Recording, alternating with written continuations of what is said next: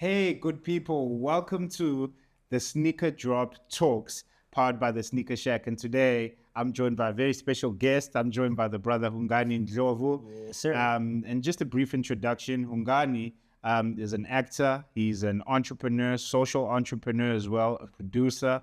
And it's just great to have him in our presence today. He was there from the very beginning. And yeah, today we're just going to get into his story, his balance, his creative edge. As you know, we're all about community here at the Sneaker Shack. So welcome, brother. Thanks for having me. Thank you for taking the time. All right, my first question for people watching is, how do you balance being so faceted? Like, you are a creative, you're in business, you do things for the community, through your foundation, which we'll get into now. But my question for you is just, how are you able to give excellence and presence to every single hat that you wear? I'm glad you said presence. Balance for me doesn't exist. Like, it's impossible for things to mean the same value at the same time. So for me, it becomes a thing of priorities. You know, Letabo might be my priority number one today because we got to get, the sneaker drop talk. We got to get it down. So as soon as Letabo is down, priority number one is done. I can go to my next thing. So being present is that wherever I am, that's where I am. Yeah. So like right now I'm here with you. We're having this chat and that's it. I don't need to spend time thinking about, what's coming after this, or whatever the case might be. Yeah. And so that allows me to flourish in the different spaces when my priorities have been laid out properly. Yeah. So sometimes I feel like, it's shaky because life is life. Yeah. But when my priorities are down properly, then there's family time, there's work time, there's rest time. I love that. Can we touch on that very important point, when that chaos hits? Because I think sometimes people, they think that when you've got your priorities aligned, it will always look that way. Oh, hey. So bring us into how does Hungani deal with something has just happened, something maybe in the business, or something has happened on set, or something has just happened which is disruptive to your schedule, to your routine, to your balance. How do you then bring yourself back into there? I just need to rest. So for me, I need to calm down. I need to take a step back. I need to breathe. And that could look like going on a hike. I've just recently picked up cycling as a hobby. So maybe hopping onto the bike, going on a young 20K cycle, or even just like sleeping, bro. Wow. Like, get into the bed, follow that duvet. Nice. I hear what you say. And then wake up and be like, all right, cool. Things are a bit shaky. Let's reevaluate what needs to get done. Yeah. What are the priorities? And then start again. And I think like sometimes we beat ourselves up for the shaky parts.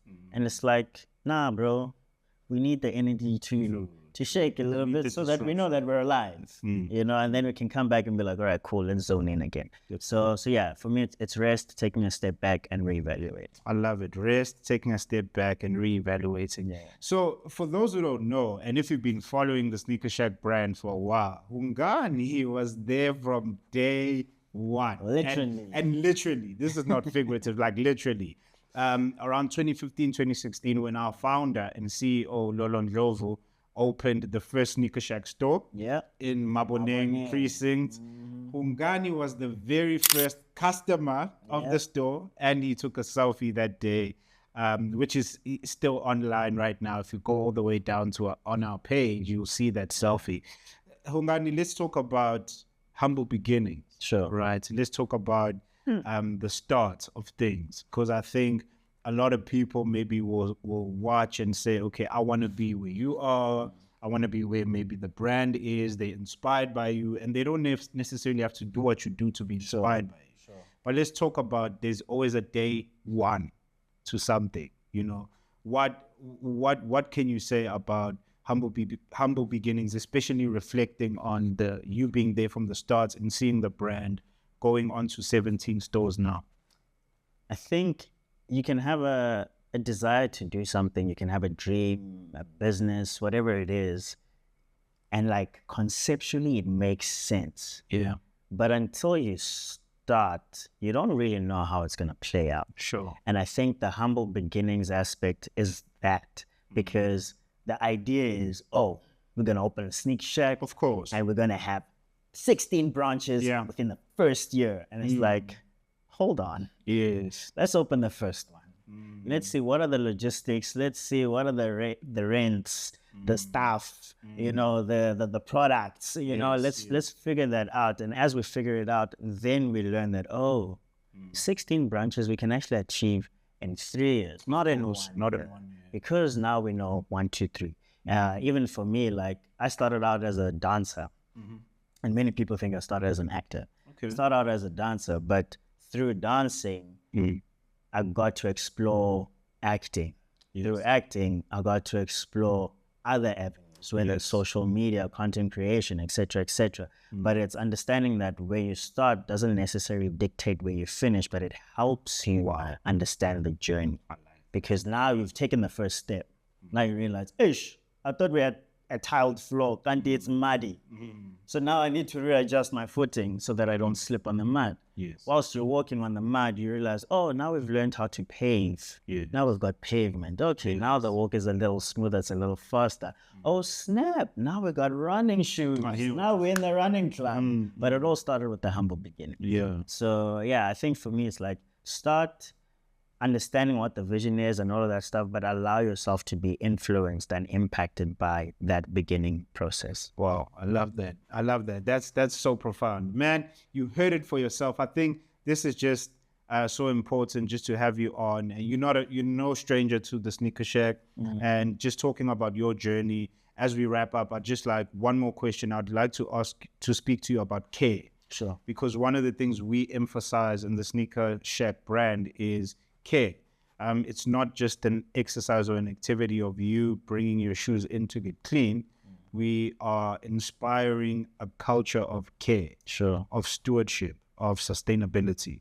How can you touch on how care has made an impact in your personal life, not only with the things you have, the things you own and possess, but we spoke about this off air, like your health, your mind, etc. I mean, I think it plays an important role in how we show up, so like if you're not caring, not only for yourself, but those around you, where you stay, your vehicle, if you have a vehicle, like whatever it is that you utilize, I think it ultimately impacts its value. So like if I'm not caring for myself, for example, the value that I then bring into the different rooms will be affected. So if it's a pair of sneakers, if I'm not caring for them, longevity of them will be affected. Comfort of them will be affected. Odor will be affected. So I think it's just that, like, the more you care about something, the more it can have impact in whatever way that thing is. It's the very same way, like, someone will cook a meal for you. You're like, oh, this is nice. What did you do? Like, I cooked it with love. That's care. So for me, it's that, like, the more you care about something, whether it's a thing, a someone, a business, then the more impact it will have. Hey, man. All right. Thank you, brother, for joining us. Easy. See you next time. Yes, sir.